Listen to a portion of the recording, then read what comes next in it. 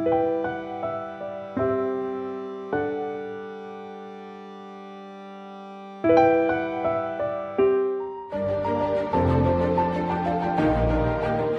mujer es la oportunidad para demostrarme a mí y a los demás de todo lo que soy capaz de hacer para alcanzar mis sueños. Mis sueños me llevan a montañas, me llevan a los polos, me llevan a lugares que quizás no todo el mundo sueña. Muchas de tus montañas pueden ser diferentes de las mías. Sin embargo, sé que también tienes sueños grandes que quieres alcanzar. Como mujer, por supuesto que se me presentan barreras. Tengo barreras porque me encuentro muchas personas que dudan de mi capacidad para hacer las cosas que hago, desde escalar una montaña hasta lanzarme en un río o en mi empresa. Hay muchas personas que dudan de nosotros y esas barreras como mujeres nos toca demostrar que sí, que podemos romperlas, somos fuertes, tenemos esas cualidades únicas que nos permiten alcanzar nuestras metas.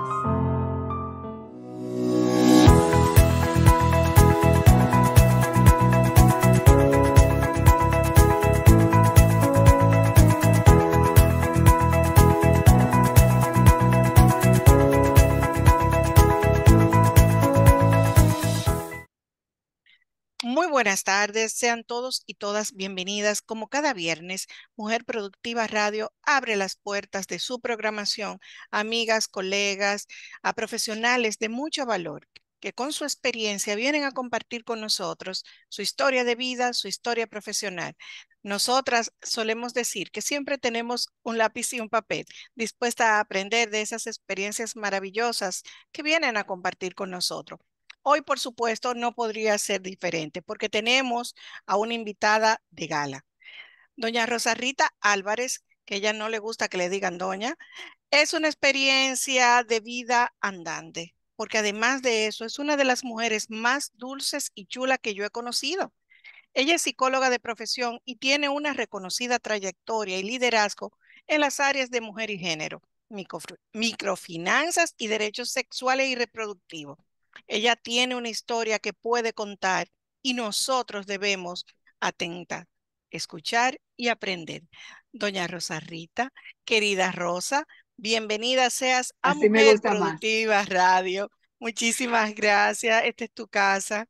Gracias, gracias. De verdad que me alegra muchísimo compartir contigo. Una persona muy trabajadora, muy batalladora y muy querida por mí, que tú lo sabes. Gracias. Así es que es un placer para mí y pues lo que tú quieras, aquí estoy a tu disposición.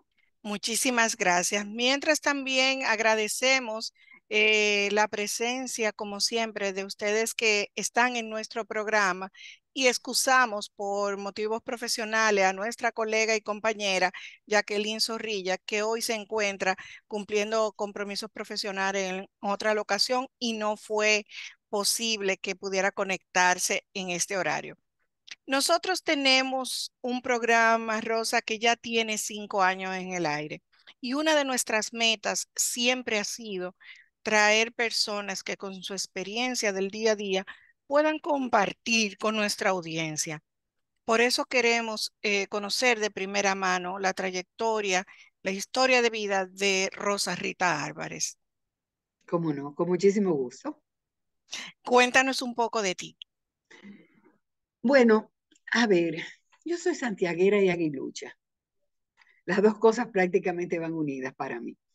Pero bueno, yo estuve estudiando en un colegio de monjas que contribuyó mucho a la sensibilidad y al, diríamos, al nivel de solidaridad que ha marcado mi vida, pues desde pequeña. Eran unas hermanas mercedarias de la caridad y pues estas monjitas dedicaban tanto tiempo, con tanto cariño, tanto amor, tanto entusiasmo a la educación nuestra, pero además a enseñarnos toda una serie de valores donde el respeto, el compañerismo eran cosas sumamente importantes, vitales, realmente entendían ellas que era. Y como realmente así lo es. Eso me permitió ir teniendo un liderazgo dentro del colegio y me fue ayudando y formando, pues hasta que cuando salí decidí, me decidí por la carrera de psicología. tuve que venir a Santo Domingo. En esa época la Pucamaima no contaba con esa profesión para ofrecer, y entonces, o esa carrera, diríamos, para ofrecer, y pues vine aquí y estudié en la UNFU. Las únicas dos universidades en ese momento eran la UNFU y la UAS. Me gustó mucho la UNFU porque era más ecléctica. En ese momento la UAS tenía diríamos, una visión de la psicología más conductual. Entonces, pues nada, ahí me pasé pues 5 años en esa ocasión formándome y luego pues estudié, hice una maestría en terapia marital y sexual. Eso diríamos es como lo esencial en términos de la formación. ¿Qué pasa? Al salir de allí, tuve la oportunidad de encontrar una persona que conocía, que es una persona muy activa, fue una persona muy activa, Silvia Inver Brugal, y pues ella estaba trabajando en el Ministerio de Educación y quería aportar a la orientación escolar, que en esa época la orientación escolar era dada por los profesores que estaban ya casi para jubilar, con el criterio de darle consejitos a los estudiantes. Ya había la profesión de orientación escolar en algunas universidades, entonces ella quiso darle un impulso a, a esto, ¿no? A esta carrera, y que pudiera instalarse en los liceos del país. En ese sentido, convocó a varios profesionales jóvenes para que de manera conjunta pudiéramos diseñar el programa de orientación sexual, de orientación escolar, pues, para los liceos. Este programa fue muy útil y contó con el trabajo no solo de psicólogos, sino de trabajadoras sociales, de educadoras, de orientadoras escolares y de profesionales otros profesionales de la salud. Y pues en función de esto, pues se desarrolló este programa que realmente fue el inicio, se pudieron jubilar esos profesores y se fueron incorporando esos profesionales de la orientación escolar. Eso fue el inicio, diríamos, de pues tener esa orientación escolar ya de carácter profesional. Pero a la par de eso, como lo que más me gustaba a mí era pues la psicología clínica, me sentí muy a gusto y me sentí muy llena en el sentido de que el trabajo que estábamos haciendo tuvo impacto. Eso para un profesional o una profesional, eso es vital. ¿Qué tú dejas donde tú estás? Eso produce mucha satisfacción. Pero a mí me gustaba mucho mi psicología clínica y entonces a la par pues yo abrí un consultorio y estuve trabajando como por 5 años atendiendo pues clientes, ¿no? Atendiendo pacientes y fue para mí también sumamente retroalimentador. Salgo luego del Ministerio de Educación, sigo con diríamos, mi consultorio privado, pero se había ofertado una plaza en un hospital para trabajar con las mujeres en psicología clínica. Entonces, me pareció interesante combinar las dos cosas, el trabajo en el hospital y la clínica y la atención privada. Lo que uno ve es diferente y viene totalmente, a retroalimentar de manera positiva las es dos así, acciones. es así. Es sumamente importante porque lo que no se ve en un hospital es un poco difícil que tú lo encuentres, bueno, en otro lugar. Ahí se ve de todo. Recuerdo que la primera ocasión que tuve la oportunidad de conocer a una persona hermafrodita y todo lo que esa persona estaba pasando, toda la tragedia que sufría, para mí fue muy retroalimentador también y me ayudó mucho pues a darme cuenta de manera muy viva cuando las personas tienen situaciones de esa naturaleza, cómo lo sufren. Me acuerdo que era Teófilo Gautier, el médico, que estaba trabajando mucho, que había mucho de hermafroditismo en la zona sur de nuestro país, estaba investigando el porqué. Entonces, a mí me ayudó mucho. Pero bueno, en definitiva, ahí se hizo un trabajo hermosísimo, se hizo un trabajo de atención particular a las mujeres. Ahí se veía mucho violencia en esa época, pero también se trabajaba mucho con aquellas mujeres que querían esterilizarse a los 23 años. Iban a buscar que la esterilizaran a los 3 años para no tener más hijos, porque ya a los 23 años ya tenían 3 y 4, porque empezaban muy jovencitas Sí, era los un embarazos. asunto de educación, un asunto de historia de vida. Así es, y de situaciones económicas. Entonces empezaban temprano a tener los hijos y entonces iban porque querían esterilizarse. Entonces ahí había que hacer todo un trabajo para explicarle lo que eso significaba, los riesgos que tenía para ella el día que quisiera tener, porque todavía era joven, otro hijo. Y bueno, pero habían algunas que aún así pues querían y ya eran, diríamos, adultas, ¿no?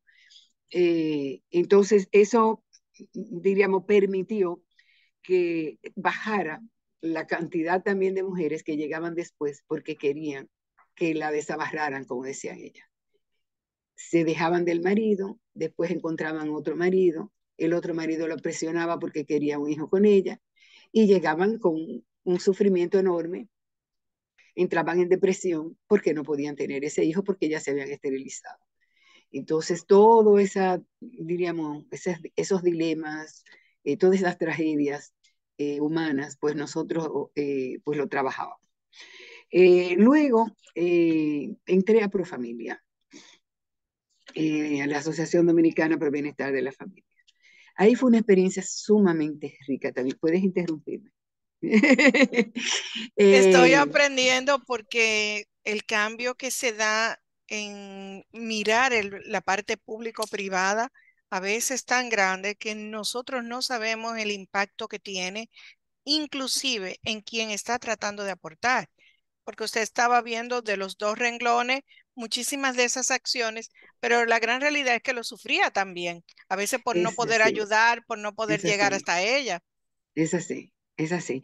Y sobre todo que uno tiene que tener una apertura. Cuando sea psicólogo hay que ser muy abierto para hacer un buen trabajo, muy respetuoso, porque hay personas de todos los credos, hay personas que tienen problemas los más diversos, y si tú no tienes la apertura y la capacidad de poder entenderla, lo que la ciencia te facilita para tú apoyarlas, pues no es suficiente. Es Tú tienes limitante. es limitante. Tú tienes que juntar las dos cosas, ponerte en tu posición, en su posición. Rosa, la Entonces, inteligencia emocional encontrándote con casos que, vamos a ser honestos, la zona sur es una de las zonas más deprimidas económicamente. Esas mujeres, ¿había una forma de retroalimentarte de su seguimiento después? ¿Volvían? sí, sí, sí volvían. Lo que pasa que mientras más lejos, volvían con espacios más alargados de lo que debiera de hacerse de acuerdo al protocolo de la terapia, porque era un asunto de ingreso. O sea, si tú no tienes ingreso, definitivamente se te hace muy difícil tú llevar una terapia que requiere a lo mejor una visita semanal o una visita como mucho quincenal.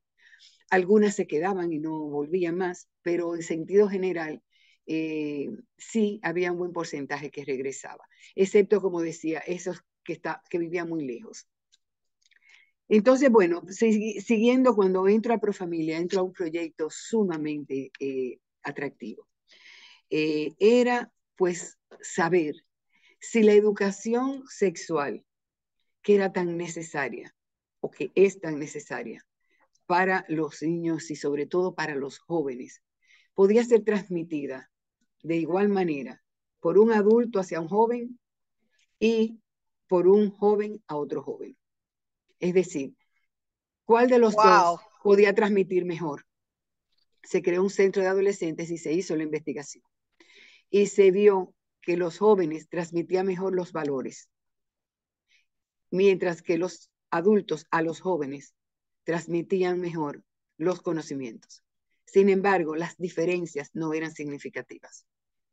Eso nos llevó a hacerle una propuesta en esa ocasión al mismo Ministerio de Educación. En ese momento estaba y Belice Prats de Pérez, que ella era la ministra, en ese caso era la secretaria de Estado, y se llegó a un acuerdo con Profamilia, en donde se enseñaba en el centro de adolescentes todo lo que los jóvenes debían trabajar, y se hizo una guía.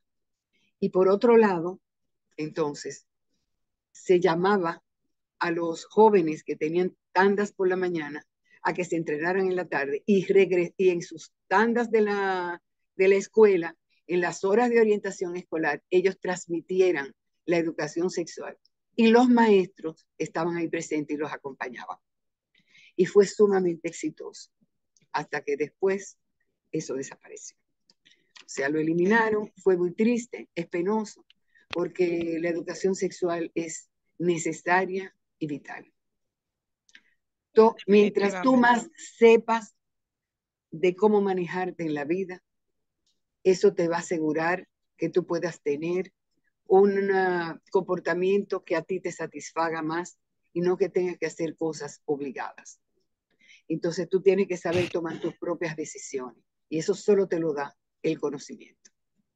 Entonces, ¿qué pasa? Que cuando estaba en Profamilia tuve que tomar la decisión de dejar el consultorio privado, porque era o el consultorio o el programa. Me fui por el programa porque llegaba a mucha gente a la misma vez. Era imposible que cuando tenía una reunión tenía que decir, me voy a detener aquí porque tengo una persona, un paciente esperándome. El paciente cuando llega a un psicólogo o a una psicóloga, llega angustiado en sentido general y tú no puedes hacerlo esperar. Entonces, eso me llevó pues a estar ahí en Profamilia. Después de eso estuve en la Dirección de Educación y Comunicaciones allá y luego pasó aquí, a Mujeres en Desarrollo Dominicana. La primera vez. La primera vez. Ahí duré, en MUDE duré 22 años. Como si nada, toda una vida. Toda una vida. Es una hermosa institución. Es una institución que tiene, por supuesto, sus limitantes, en tanto una asociación sin fines de lucro. No puede llegar a la cantidad de personas que quisiéramos porque todo depende del fondeo, ¿no? De la posibilidad de recibir los recursos. Pero cuando uno llega a las comunidades y hace el trabajo, lo más retroalimentador es cuando ellas dan sus testimonios. Cuando tú puedes ver que lo que has hecho ha dado resultados. Y hay cosas hermosas. Hay testimonios hermosos. Mujeres que no se atrevían a hablar, no solo delante de los maridos, sino que estaban en una reunión familiar y ellas no se atrevían a hablar. Ella primero tenía mucho temor de lo que iban a decir. Se sentía muy inseguras. Y después, cada vez que abría la boca, le decía, cállate que tú no sabes de eso. Entonces, cuando uno trabaja con esas mujeres, orientándolas, hablándole de la importancia de ellas empoderarse, de que reconozcan cuáles son sus derechos, que tienen derechos iguales que los demás, iguales que los hombres, ellas van aprendiendo. Y el trabajo asociativo es fundamental, porque entonces ellas se apoyaban unas a las otras. Y cuando una sentía un poco de temor, porque quería hacer algo, pero le daba un poco de miedo, las demás las apoyaban. Empezó un Entonces, poco empírico hasta que llegaron ustedes y a partir de ahí la fueron desarrollando ellas mismas. exactamente. Y realmente los resultados te digo que son importantísimos. Por eso yo creo mucho en la parte educativa, en la parte de capacitación.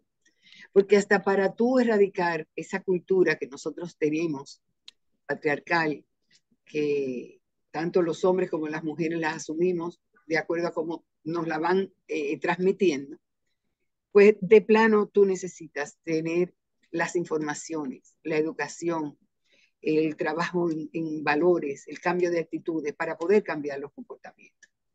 Entonces, Definitivamente. es una institución que trabaja con la parte de desarrollo económico y la parte de desarrollo social.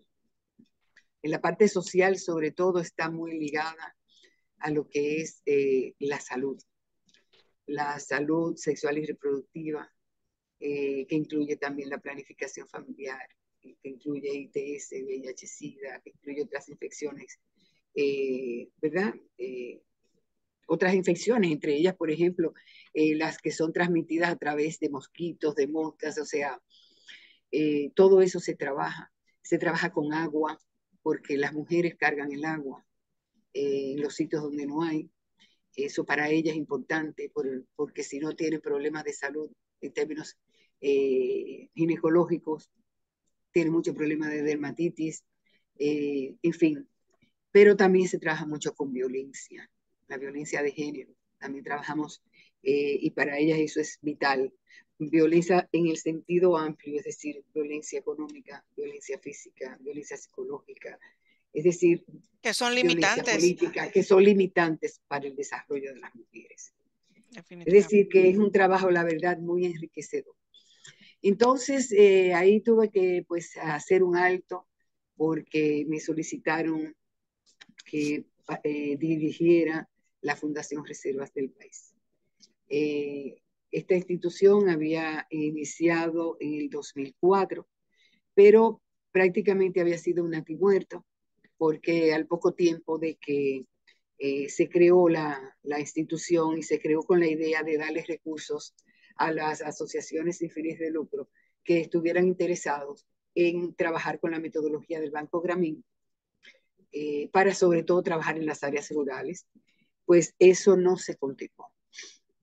Al no continuarse, se trabajó más en, diríamos, un poco de apoyo social.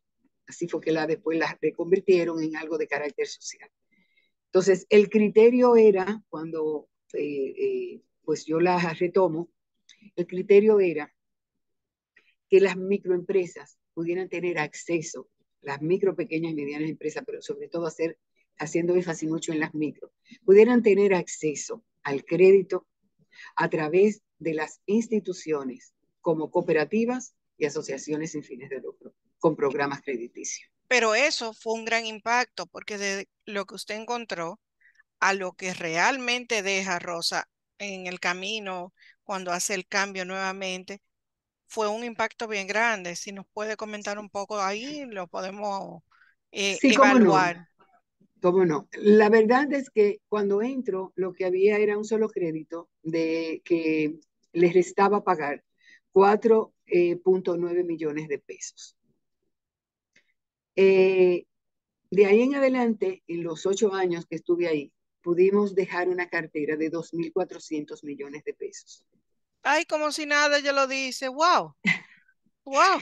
Y esa fue con una colocación de 5.044 millones. Eso ha sido de mucha ayuda para las cooperativas y para las asociaciones sin fines de lucro involucradas. Me parece que al salir eran como 50 y algo de instituciones que se beneficiaban. Creo recordar que ese era el número de instituciones que se beneficiaban. Y lo importante era, ¿qué pasa? Las cooperativas, como captan ahorro, tienen que repartir en función de las necesidades que sus socios le piden. Como nosotros lo que queríamos era que se fortaleciera lo que es la microempresa y que tuvieran esas microempresas acceso por esas vías, diríamos como por esa vía social, pues en ese sentido, el que ellas tuvieran el dinero disponible y que tenía que ser para eso, los utilizaban precisamente para darle apoyo a aquellas que le demandaban para una microempresa y que no tenían el recurso porque habían otros socios que le pedían para otras cosas, para consumo, para un vehículo, etcétera. Entonces, por eso tuvo mucha utilidad. Igual también se creó el programa de asistencia técnica también para esas instituciones. Tú te vas a las instituciones reguladas, a la banca, y siempre tienes recursos para poder hacer mejoras internas. En el caso de este tipo de instituciones, pues se hace un poquito más difícil que saquen los recursos para ello. Entonces, al haber sobre todo las pequeñas, las medianas, ya hay cooperativas que son muy grandes, que sí lo pueden hacer con facilidad, pero las más pequeñas y las más y medianas. Como nosotras que tenemos una, que somos sumamente pequeñitas, apenas tenemos 4 años en el mercado. Exacto. Entonces, es necesario que se le dé ese apoyo. Entonces yo creo que eso fue importante. Igual también se les apoyó a las mismas beneficiarias de la fundación. Se les apoyó con educación financiera para su clientela. Y hasta se desarrollaron unas aplicaciones tecnológicas donde ellas podían aprender cómo llevar un sistema de contabilidad a través de una de las aplicaciones. Se le tenía la recordación de la educación financiera a través de otra aplicación y así por el estilo. Una Y también se pregunta. dejó, termino diciéndote que se dejó un producto, el producto verde, para dar crédito verde, que también es sumamente importante. Y creo que fueron cosas muy valiosas. Déjame decirte que me alegra resaltar que las personas que han continuado en la fundación, que llegaron ahora con este cambio de gobierno, primero hemos hecho muy buena empatía. En segundo lugar, han continuado lo que se ha hecho en la institución. Y la verdad que hay excelentes relaciones entre ellas y nosotros, tanto que MUDE se financia también con recursos de la misma fundación. O sea que creo que se hizo un grandísimo aporte. Para mí son de las cosas que yo he hecho que diríamos que me ha ocasionado, un gran impacto, un grandísimo impacto, porque es una institución que no existía como tal. Aquí en MUDE, cuando iniciamos, no existía una institución como la nuestra, como MUDE, diríamos. Pero después, poco a poco, han ido apareciendo otras instituciones que apoyan a las mujeres, aunque no sea tanto en el área rural y suburbana, pero ha aparecido otras. Entonces, en el caso de la Fundación Reservas, este impacto es un impacto importantísimo que beneficia además a A estas toda la asociaciones de fines de población. lucro y a las cooperativas. Por lo tanto, llega a una población más vulnerable, una población muy necesitada. Con esta historia que nos has compartido, esta trayectoria profesional que continúa, volviendo Rosa Rita a lo que es MUDE otra vez, a dirigir la institución, también hay algo que es la sumatoria de todo lo que se hace. ¿Qué ha sido lo más impactante, Rosa, para ti en la parte personal, en la parte profesional, con todo el recorrido que has hecho, con estas experiencias que has vivido? Mira, yo te diría que en lo personal, todo el trabajo que yo he hecho ha reforzado mi amplitud, mi respeto por el ser humano, por todos y todas, en el sentido, cada uno tiene una historia de vida. Y eso lo que significa es que tu historia de vida se va construyendo día a día por las cosas que te van pasando y las influencias que tú vas teniendo en la familia, en la escuela, el resto de la sociedad. O sea, tú te vas formando. Por eso nunca dos hijos de mamá y papá son iguales y piensan iguales. Entonces, eso que tú lo aprendes, que te lo dicen los libros, cuando tú estás trabajando y tú lo vives, te refuerza más y te haces que seas mucho más abierta y tolerante. A veces escucho hablar a algunas personas con tanta intolerancia, con tanto a veces rencor, con tanto odio, porque no tienen la misma posición. Y tú dices, pero Señor, es que el mundo es así y nosotros debemos de respetar. Tú dirías, ¿es utópico? No, es que para mí ha reforzado el trabajo mismo, ha reforzado la importancia de que se viva de esa manera. O sea, cada uno vive como entiende que puede vivir. Y su vida, si tú no le haces daño a otro, por supuesto. Y su vida es de esa manera y se sigue construyendo por ese día a día. Y las ventajas que tú tienes o desventajas en un momento determinado.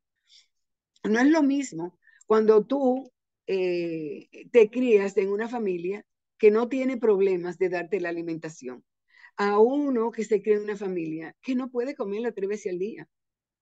No es lo mismo uno que se cría en un ambiente donde los conflictos entre las parejas, su padre y su madre, son razonables, a otro que donde la pareja recibe violencia. ¿Entiendes? Es decir, ¿cómo tú lo percibes? ¿Cómo tú como niño lo percibes o como niña lo percibes? Pero igual, te vas a la adolescencia y son otras las cosas y sigue. Todavía a esta altura de juego, uno las cosas las sigue viviendo. O sea, se dividen en la ciencia en etapas, porque evidentemente determinada etapa tiene determinadas características, ¿no? Que tú tienes que tomar en cuenta. Pero la vida es un continuo. La vida no se acaba en una etapa. La vida se acaba cuando ya no existe. Entonces siempre estamos aprendiendo, siempre estamos dando, siempre estamos influyendo, siempre nos dejamos influenciar, siempre. Ahora, ¿qué tú tienes que hacer realmente? Que para mí es vital.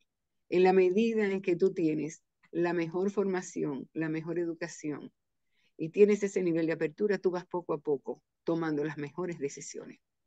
Y yo creo que eso es Definitivamente. vital. Para mí, yo te diría que eso es lo que más me ha impactado, es reconocimiento de que en la vida hay que ser respetuoso, tolerante, y eso, si no es así, Se no, cobra no, solo, no tendremos paz nunca.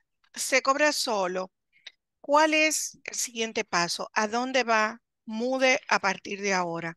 ¿Cuál es la nueva etapa que están viviendo? ¿Qué quieres desarrollar ahora mismo que quede impregnado en las células de todo el que apoya a la institución y las generaciones que están por venir? Bueno, yo te diría que estamos en un momento difícil para las mujeres. Los niveles en lo que ha dejado a las mujeres la pandemia eh, tiene sus complejidades y hay que trabajar mucho para tratar de ver si se puede lograr que se vuelva a la prepandemia rápidamente y de ahí entonces seguir avanzando. Con Estamos los hablando años, de retroceso, que ha significado para sí, las ha mujeres. significado para las mujeres retroceso. Eh, las mujeres en el empleo han sido muy afectadas. Y eso está estadísticamente establecido. Ya se han hecho estudios y ya se ha visto. De plano, antes de la pandemia, las mujeres todavía tenían menos empleo que los hombres y paga por el mismo trabajo menor. Es decir, el salario era menor por el mismo trabajo. Tú escuchas a una gente, no, que eso no es así, que lo importante es el que tú tengas la actitud, el que tú te fajes, sino Hay la una realidad actitud, también, hay una realidad. hay una realidad. O sea, tenemos claro, si tú no has tenido la oportunidad de poder emplearte, no me venga con que tú llegas hasta donde tú puedes. Ahora, no te autolimites. Y eso sí hace mucho a la cultura, querer autolimitar a las mujeres. Ese techo de cristal que usted mismo Ese techo de tiene que cristal. tener, oye, ponerse una Hay que coraza y romperlo, hay que romperlo. romperlo. Y se rompe Y con y eso educación. necesita, perdón, sí. No, Sí, y eso necesita mucho esfuerzo, mucho valor, y en ese sentido estoy de acuerdo. No te limites, trabaja duro, pero hay una realidad. Hay algunas personas que tienen determinadas facilidades, hay otras que han nacido en un ambiente en donde no encuentran las mismas facilidades. Eso hace brechas también entre las mismas mujeres, eso hace distancias entre ellas, por supuesto, y todo lo que se vaya a trabajar, cuando se trabaje, hay que enfocarlo a las poblaciones específicas para uno poder saber de qué manera le puede impactar de la mejor forma. en el Entonces, trabajo que ustedes hacen ahora, Rosa, hay un impacto grandísimo. Estamos hablando de una parte de microempresarias. Hay algo también, una gran realidad, y es con las nuevas disposiciones del Comité Nacional de Salario, los aumentos. ¿Cómo están percibiendo las personas, las microempresarias a las cuales ustedes llegan, con las que tienen ese contacto, toda esta carga impositiva nueva y sobre todo la forma? Sí, nos dicen y todos sabemos que cuando tú quieres llegar al banco, ya los recursos asignados para esas microempresarias ya se fueron, no los consigues. ¿Cuál Es es el así. buque insignia que estás ahora mismo dirigiendo? Mira, justo lo primero que te decía es de los empleos, cuando hablo de los empleos, sobre todo los formales. Pero ¿qué sucede? Que como se han perdido estos empleos formales, muchas mujeres están yendo a crear microempresas. Pero con la situación económica de altas tasas de interés, con la situación de una inflación, cuando se abre, ellas abren el negocio, no necesariamente le da para mucho. Por eso digo, es fundamental darles el apoyo, la orientación de cómo ellas pueden manejarse, de cómo ellas pueden mejorar, cómo pueden poner su creatividad a funcionar para ver cómo pueden vender más, etcétera, etcétera. Para nosotros es vital trabajar en esas líneas. Primero que tengan el acceso al crédito, que es fundamental. Y ahí tenemos que analizar un poco a la luz, y estamos en ese proceso, a la luz de lo que está sucediendo, qué nivel de flexibilidad dentro de lo posible se pudiera dar para tratar de ver cómo se puede, cómo ajustar lo que son los préstamos a lo que es la realidad que están teniendo las mujeres. Eso es algo que nosotros estamos conversando para ver cómo nosotros lo analizamos. Porque si a todas se le pone exactamente la misma tasa de interés o tasas de interés muy similares, pero están en una situación como la que se encuentran ahora, es probable que unas sí lo puedan resistir, pero otras no lo puedan resistir. Entonces viene después el problema del repago. Nosotros hemos estado viendo precisamente que nos hacen solicitudes de crédito a lo mejor del mismo monto que habían tenido anteriormente con nosotros. Pero cuando tú vas y analizas el negocio, no lo resiste. Entonces ya de plano hay que bajarle ese crédito. ¿Quién Pero puede resulta acceder a créditos a través de ustedes? ¿Cómo lo hacen? pueden acceder a través de los oficiales de crédito que tenemos en los lugares a donde nosotros estamos. Nosotros hacemos promociones, ellos una con otra se comunican y pues se dice, mira, puedes conseguir una oportunidad aquí, entonces van y hablan con el oficial de crédito y pues ahí se inicia el proceso de relación con esa persona que quiere o con esa mujer que quiere solicitar. ¿Qué le recomiendas a las emprendedoras que ahora están viviendo lo que pudiera ser no solo un sueño, sino su realidad de vida? Porque el sueño puede quedarse simplemente en es bonito, quiero desarrollar esto. A quien se fajó y abrió la oportunidad de desarrollar el inicio de un negocio y a quien ya inició un negocio y lo está trabajando, ¿qué le recomiendas ahora mismo? Mira, yo creo que hay que estar, dependiendo, por supuesto, hay uno más que otro, pero yo creo que hay que estar, unos que pueden hacerlo más fácil que otras, pero yo diría que hay que estar muy atento a lo que está pasando en su realidad, en sus comunidades, a donde venden, porque eso te pauta, eso te dice cuál es la inversión que tú tienes que hacer. Si tú tienes, por decir, un colmado en una comunidad donde hay muchos colmados, pero además están abriendo otros porque X persona o X cantidad de personas tenía un empleo y no ha encontrado qué hacer y decidió abrir otro colmado. Tú tienes que saber que si tú no lo tenías ahí, tienes otra competencia más. Entonces tú tienes que conocer la realidad que tú tienes. Es como decir, conocer la realidad del mercado. Pero ¿cuál mercado? El mercado a que tú sirves. El mercado que te queda cerca. Por lo menos eso es importante que las mujeres lo sepan. Y uno tiene que ayudarlas en ese sentido porque a veces no saben cómo hacerlo.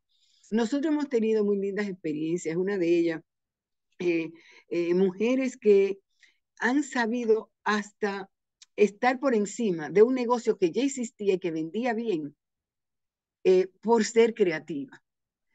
A mí me gusta mucho contar uno, que para mí es el máximo de todo lo que me han contado. Y es una señora que vivía en Constanza y ella empezó con que nosotros creo que le dimos como 5,000 pesos, algo así. Ella compraba, ella vivía en una comunidad cerca de la carretera de Constanza. Y a veces a la gente no, se le dificultaba salir a comprar o encontrar determinadas cosas en el pueblo de Constanza. Entonces ella empezó a ver qué es lo que la gente compraba allá y que tenía que bajar a comprar.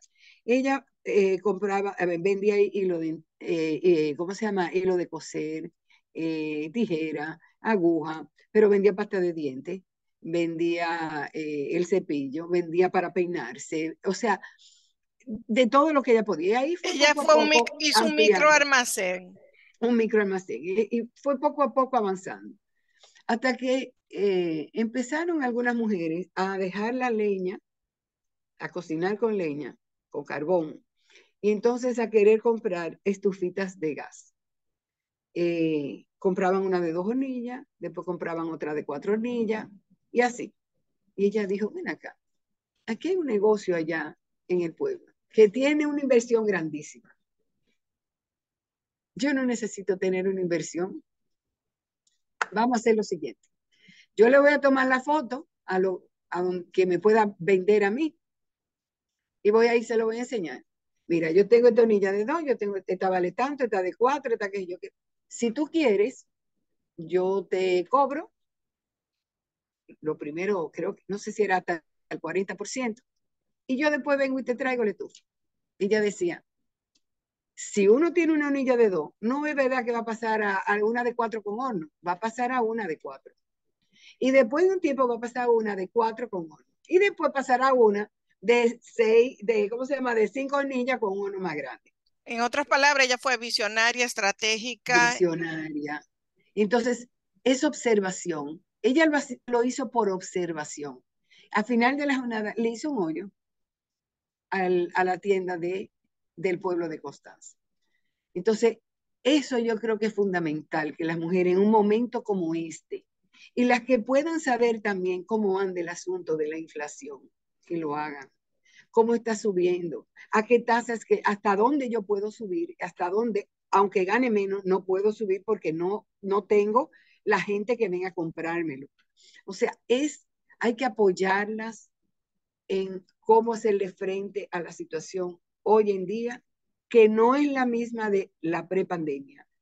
Tenemos que acordarnos que antes de la pandemia no solo era la macroeconomía que estaba estable, era que los precios en sentido general estaban bastante controlados. Se iba aumentando, pero eran aumentos más suaves. Al venir la pandemia, esto rompió con todo, sabemos la crisis que hay a nivel mundial, sabemos cuál es la situación que hay. Entonces tienen que estar al tanto. Mientras uno tenga información, puede manejar mejor sus negocios. Yo diría que eso puede ser tal vez una recomendación útil en base a la experiencia. Quienes en la misma pandemia pudieron no estar mal, sino mantenerse o tal vez, diríamos, sustituir lo que hacía por otro, fueron aquellos que fueron a sí mismos, más creativos, más visionarios. Y lo sabemos, la cantidad de personas que empezaron a hacer mascarillas de tela, la cantidad de personas, o sea, fueron haciendo cosas. Eso es vital. O sea que, Definitivamente. Rosa, cómo los contactamos? ¿Dónde están ustedes ubicados? ¿Cuál sería el protocolo para acercarse a MUDE? bueno, nosotros estamos en la Juan Mejía y Cotes, esquina Paseo Las Palmas. Eso es Arroyo Hondo. Y si no, pues pueden entrar a nuestra página web y si no, pueden llamar al teléfono 809-563-8111. Y ahí, si se trata de crédito, pues se canaliza con el oficial de crédito que le corresponda en función al lugar donde tenga el negocio o donde tenga su vivienda. Que muchas veces tú sabes que tienen el negocio también junto a la vivienda o cercano a la vivienda, pero otras veces, por suerte, lo tienen separado. Excelente.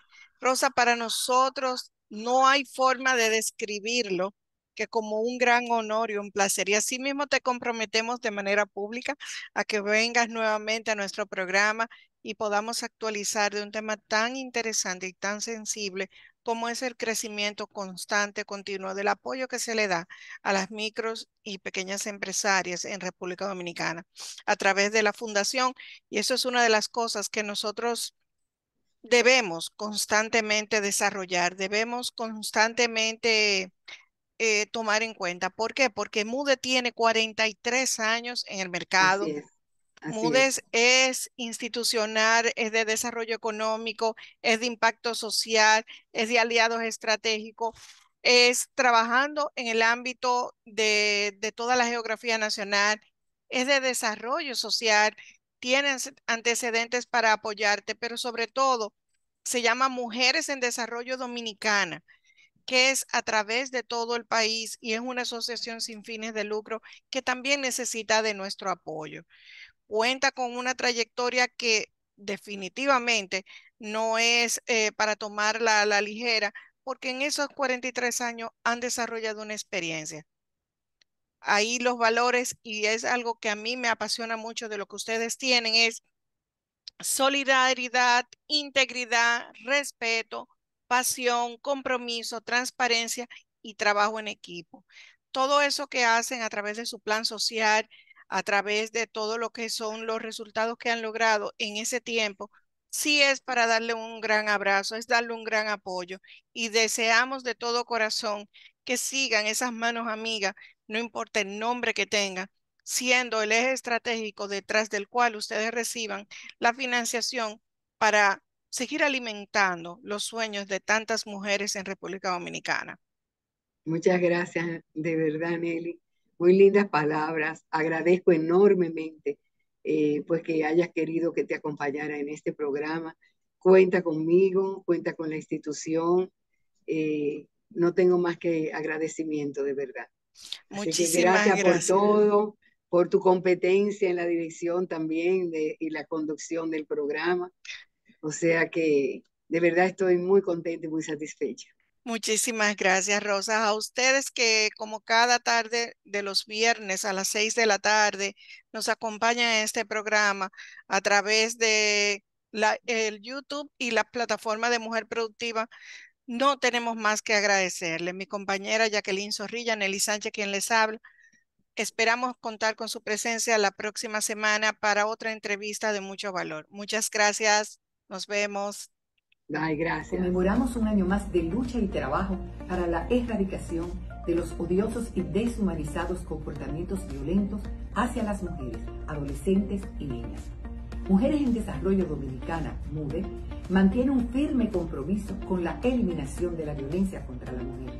Este compromiso se manifiesta en acciones que estimulan su desarrollo integral y así vencer barreras discriminatorias que les impiden el ejercicio pleno de sus derechos y la ampliación de sus capacidades sociales, políticas y económicas. La violencia de género es un delito presente en todas partes del mundo que amenaza la vida de millones de personas, enlentece el desarrollo de los pueblos y entorpece la facultad de las mujeres a vivir con dignidad. Por la violencia, a las mujeres se les dificultan oportunidades para aprender, obtener ingresos, desarrollar liderazgos, tener voz propia y reclamar la equidad e igualdad que les corresponde. La violencia es una práctica cultural arraigada. Sus valores pasan de generación en generación, por lo que se requiere de tiempo y más esfuerzo para cambiar comportamientos y actitudes que refuerzan la superioridad de lo masculino sobre lo femenino. MUDE promueve acciones de sensibilización y capacitación orientadas a prevenir la violencia contra las mujeres y las niñas desde la transformación de las normas sociales que les dan origen. Fortalece el empoderamiento económico y social de las mujeres en condiciones de vulnerabilidad, proporcionándoles herramientas para gestionar medios de vida que les provean ingresos adecuados y la capacidad de poder controlar y beneficiarse de sus recursos productivos.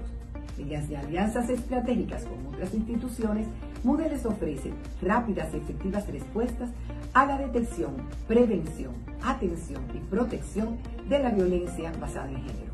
A las niñas les acompaña en un proceso de formación continua para concientizarlas sobre la importancia de continuar sus planes de estudio y evitar riesgos que obstaculicen el logro de sus proyectos. Pongamos fin a la violencia contra las mujeres ya. Únete.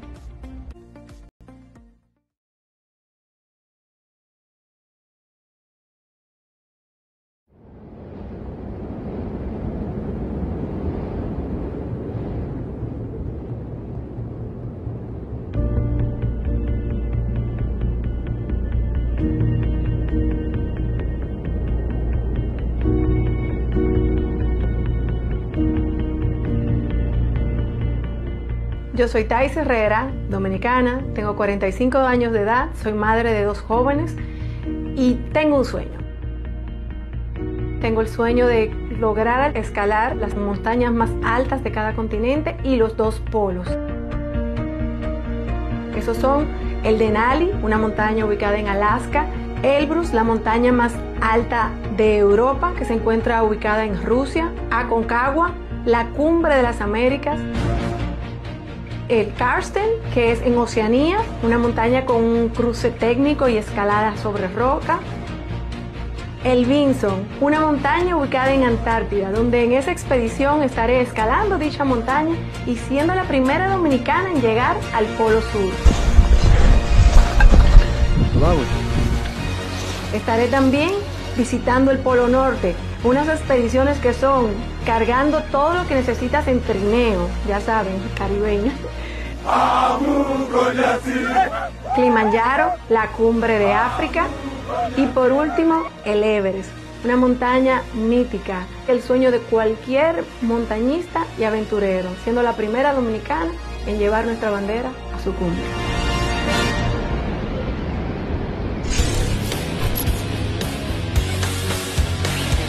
Cuando empecé a entrenar fue con el sueño de lograr hacer un Ironman. Un Ironman suena como el superhéroe, sin embargo es una competencia en donde se nadan aproximadamente 4 kilómetros, se montan 180 kilómetros de bicicleta y se corren 42 kilómetros, un maratón completo, todo de forma consecutiva. Y yo fui la primera dominicana en lograr hacer un Ironman. Y de ahí fue que hice todo ese proyecto de empezar a subir montañas y ya he logrado alcanzar la cumbre de la Aconcagua, donde fui la primera dominicana. Por esta cumbre. El monte Elbrus, donde también fui la primera dominicana. Ahí viene llegando Thais, la primera mujer en conquistar la cima del monte Elbrus en Rusia. Y la cumbre más alta de México, donde también fui la primera dominicana en llegar.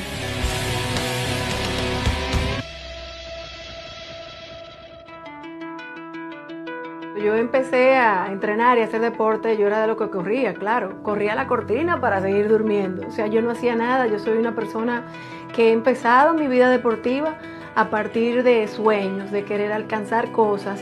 Y sí he hecho la tarea, he entrenado, me he asistido, he creado un equipo de apoyo y he ido poco a poco alcanzando esos retos que me propongo. Pero yo soy una persona ordinaria, que trabaja en la oficina, que tengo que cuidar a mis hijos, hacer cena, desayuno, llevar al colegio, traer. Entonces, esto es un tema de que los sueños que nos proponemos somos capaces de lograrlos si ponemos la pasión y la perseverancia para alcanzarlos. Cuando yo empecé a pensar en montañas, siempre ha sido apoyada de mi familia, mi esposo en su momento también me apoyó mucho, de hecho me motivó a que en el 2015 fuera a la montaña. Yo no conocía la nieve, yo conocí la nieve en el 2015 y entonces en ese mismo año apliqué a una beca para subir mi primera cumbre con nieve, fui a una escuela de glaciar y entonces fui ahí. Cuando regresé las fotos eran malísimas, entonces mi esposo me regaló la GoPro y me mandó, mira, el premio que tomaron con GoPro este año fue de una foto, de un selfie en la cumbre del Everest y entonces él me apoyaba mucho. Tuvo un hiato en lo que era el montañismo porque Domingo enfermó de cáncer y lamentablemente ya no está con nosotros. En el 2018 yo, como una forma de reencontrarme, de encontrar paz, unos 3-4 meses después de él fallecer, viajo a Ecuador y entonces en ese momento yo me reencuentro mucho, encuentro que de verdad en la montaña siento que estoy en mi hogar, me siento en paz y conozco un mentor que es Karl Egloff, un montañista súper reconocido que se ha vuelto mi mentor y me inspiró a hacer este reto. Yo cuando me encuentro en los momentos difíciles pienso en mi familia, pienso en esa GoPro que me regaló mi esposo, en tomarme ese selfie desde la cumbre y yo de verdad que siento que mis hijos van ahí, llevo a todos los dominicanos conmigo en cada reto que logro, llevo siempre mi bandera en el corazón, en la frente, en la espalda, siempre ando con mi bandera y yo sé que en ese momento realmente esa satisfacción va a ser para la patria o más que solo para mí. Es indescriptible lo que voy a sentir en ese momento.